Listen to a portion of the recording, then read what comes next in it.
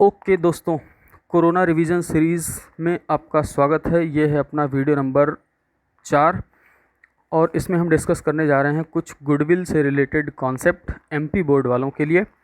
उसके पहले मैं आपको बता दूं, जिन लोगों ने चैनल सब्सक्राइब नहीं किया है प्लीज़ आप सब्सक्राइब कर लीजिए ताकि आपको नोटिफिकेशन मिलता रहे आगे वाले वीडियोज़ का। इसमें हम केवल एमपी बोर्ड के लिए कुछ थ्योरेटिकल कॉन्सेप्ट डिस्कस करेंगे, कुछ भी कॉन्सेप्चुअल नहीं है। सीबीएसई बोर्ड वालों के लिए नहीं है, ये एमपी बोर्ड वालों के लिए है। ठीक है, स्टार्ट करते हैं गुडविल से रिलेटेड कुछ बातें। गुडविल आपको पता है क्या होती है?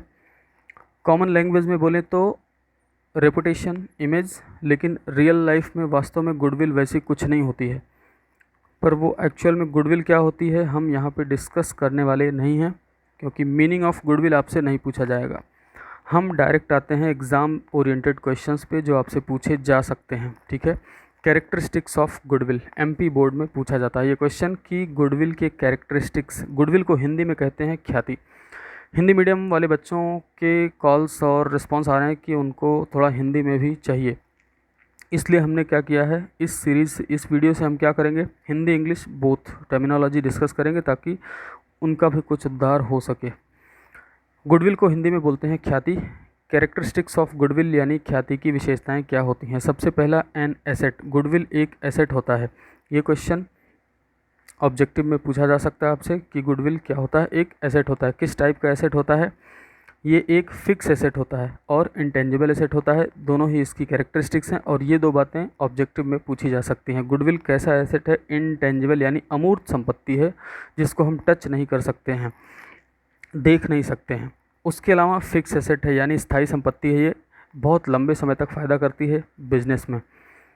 उसके बाद सेलेबल एसेट मतलब इसको बेचा जा सकता है, हिंदी में बोलते हैं विक्रय योग्य संपत्ति। इसको आप बेच भी सकते हैं और वास्तव में गुडविल का कॉन्सेप्ट ही तभी आता है जब बेचना हो बिजनेस को। Anyway, we are not going into deep. अगला है नो डेप्रिशिएशन। गुडविल पे ह्रास नहीं लगाया जाता है, डेप्रिशिएशन चार्ज नहीं किया जाता है। गुडविल को अमोर्टाइज करते हैं धीरे धीरे over a period of time, इसको राइट ऑफ कर दिया जाता है। क्रिएशन यानी ये उत्पन्न कैसे होती है गुडविल? बहुत सारे कारण होते हैं, created due to various factors, जैसे कि लोकेशन है, ब्रांड है, क्वालिटी है, पेटेंट है, रेपुटेशन है, बिहेवियर ऑफ ओनर है, बहुत सारी चीज़ें हैं। ठीक है, ये क्वेश्चन पूछा जा सकता है आपसे। उसके बाद है factors affecting goodwill, most important question, बहुत पूछा जाता है कि कौन कौन से वो कारक हैं जो ख्याति को प्रभावित करते हैं। फैक्टर्स अफेक्टिंग गुडविल क्वेश्चन कैसे पूछा जाएगा? What are the factors affecting goodwill? Goodwill पे कौन कौन से फैक्टर्स हैं जिनसे असर आता है? लोकेशन ऑफ बिजनेस, आपको पता है कि अगर आपका बिजनेस अच्छी लोकेशन पे है तो आपका सेल अच्छा होता होगा, अच्छी सेल्स की वजह से अच्छा प्रॉफिट होता होगा और आपके बिजनेस में गुडविल अच्छी होती होगी। मोनोपोली का मतलब होता है एकाधिकार। पहला है व्यवसाय का स्थान, दूसरा है मोनोपोली यानी एकाधिकार। मैं हिंदी इंग्लिश दोनों ही एक साथ डिस्कस करूंगा। मोनोपोली होने की वजह से क्या होता है कि कोई भी बिजनेस एक ही आदमी के अधिकार में है, वही उस मार्केट में और कोई नहीं है, वैसा कंपटीटर ही नहीं है। मोनोपोली है आपकी तो गुडविल होगी आपके फर्म में। क्वालिटी ऑफ प्रोडक्ट, अगर आपके उत्पाद की गुणवत्ता अच्छी है, अच्छा सामान बनाते हो, गुड क्वालिटी प्रोवाइड करते हो तो आपके बिजनेस में गुडविल बहुत अच्छी होगी। मैनेजमेंट, अच्छा प्रबंध अगर है बिजनेस में तो भी गुडविल अच्छी होगी। फेवरेबल कॉन्ट्रैक्ट्स, अगर आपके फेवरेबल कॉन्ट्रैक्ट्स हैं, कोई ऐसा कॉन्ट्रैक्ट जो आपको मिल गया है जो आपके कॉम्पिटिटर्स को नहीं मिल सकता, तो आपके बिजनेस में जाहिर सी बात है ज़्यादा प्रॉफिट होगा। उसके बाद है पेटेंट्स। पेटेंट अगर आपके पास हैं, एकाधिकार है आपके पास कोई सा, तो भी आपके बिजनेस में गुडविल होगी अच्छी। गुड सप्लायर्स, आपके पास अच्छे सप्लायर्स हैं। नेचर ऑफ बिजनेस, आपके व्यवसाय की प्रकृति इस प्रकार की है कि आपका बिजनेस बहुत अच्छा चलता है। इसमें से कोई से भी 4 या 5 फैक्टर्स आपको आने चाहिए, इसमें मैंने 10 लिखे हैं। मार्केट सिचुएशन, अदर फैक्टर्स पढ़ लेना। इसमें से 5 आप सिंपल जो आपको लगे मैं बता देता हूँ कौन सा बेहतर रहेगा आपके लिए। Location of business, monopoly, quality of product, management और पेटेंट ले सकते हैं आप। नेचर ऑफ बिजनेस 6 ये कर लेना सफिशिएंट होगा आपके लिए। उसके बाद अगला क्वेश्चन देखते हैं दोस्तों, नेचर ऑफ गुडविल। ख्याति की प्रकृति या ख्याति के प्रकार भी इसको बोला जाता है। नेचर ऑफ गुडविल को टाइप्स ऑफ गुडविल के नाम से भी पूछा जा सकता है बोर्ड में, कि गुडविल कितने प्रकार की होती है। ये मैंने एक एक्स्ट्रा डाल रखी है, आप इसको नहीं पढ़ोगे।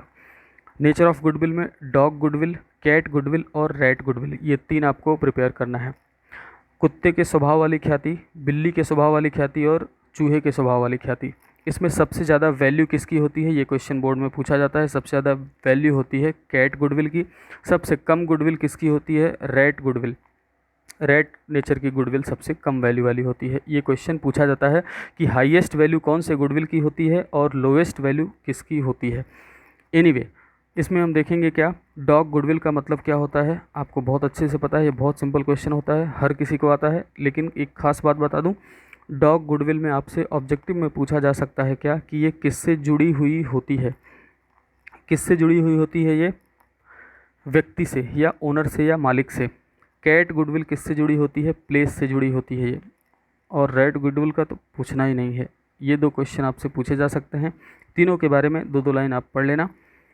पूछा जा सकता है ये क्वेश्चन इस बार जो आपका एग्ज़ाम होने वाला है, इसमें आने के भरपूर चांसेस हैं। आप इसको ज़रूर पढ़ लेना, नेचर ऑफ गुडविल या टाइप्स ऑफ गुडविल। अगला है कैलकुलेशन ऑफ गुडविल। एक क्वेश्चन कैलकुलेशन से भी पूछा जा सकता है, पूरे चांसेस हैं।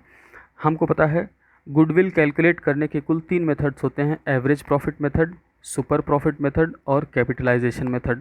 हिंदी में इनको बोलते हैं औसत लाभ विधि, अधिलाभ विधि और पूंजीकरण विधि द्वारा ख्याति की गणना की 3 विधियां हैं। गुडविल कैलकुलेट करने के 3 मेथड्स होते हैं। सबसे पहले एवरेज प्रॉफिट मेथड में गुडविल का फॉर्मूला क्या होता है, ये आपको ध्यान रखना है। बाकी ये नहीं देखना है आपको, ये सब ध्यान मत देना आप, केवल ये फार्मूला याद रखना है आपको। गुडविल इक्वल्स टू क्या होता है, ख्याति बराबर सिंपल एवरेज प्रॉफिट या फिर जिसको बोलते हैं average profit into number of years purchase.